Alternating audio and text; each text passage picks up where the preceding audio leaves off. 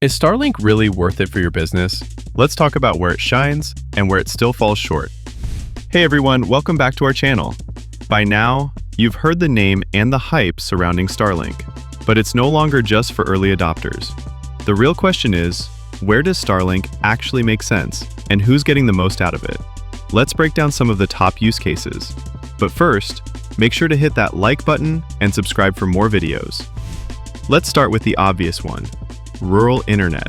Even in 2025, traditional broadband still doesn't reach a lot of remote areas. Laying fiber is expensive, and LTE coverage can be spotty. That's where Starlink comes in. It can deliver high-speed internet to homes miles away from the nearest tower or cable line. It's not perfect. Weather can cause brief slowdowns, but for people with limited options, it's a huge upgrade. Starlink is also gaining traction with mobile setups. Think food trucks, pop-up shops, and remote work sites.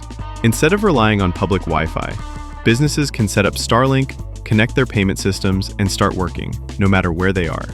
For events, construction teams, or even mobile clinics, it offers reliable internet where traditional options fall short.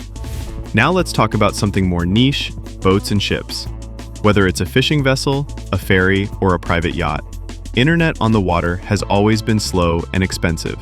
Starlink Maritime isn't cheap, but compared to legacy marine internet, it's faster, easier to set up, and doesn't require complex infrastructure.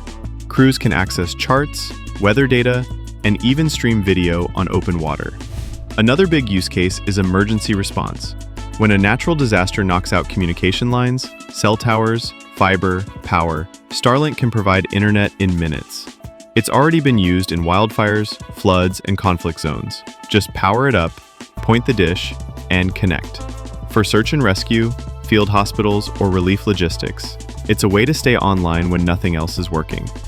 And finally, IoT. Starlink isn't just for homes and laptops. It's starting to support remote IoT deployments, especially in places where other networks don't reach. Think environmental sensors in national parks, or smart agriculture systems in remote fields. Even pipeline monitoring in the middle of nowhere. These aren't flashy consumer setups, but they're critical infrastructure. And with low-latency satellite coverage, these devices can stay connected without relying on ground-based networks. So, where does Starlink make sense in 2025? Not everywhere, but for certain homes, businesses, and mission-critical applications, it's proving to be a solid alternative. Especially when paired with other network technologies, Starlink is becoming a reliable part of modern connectivity. Want to learn more about hybrid connectivity options, including Starlink bundles for business use? Check out our site, link in the description. Thanks for watching, and we'll see you in the next one.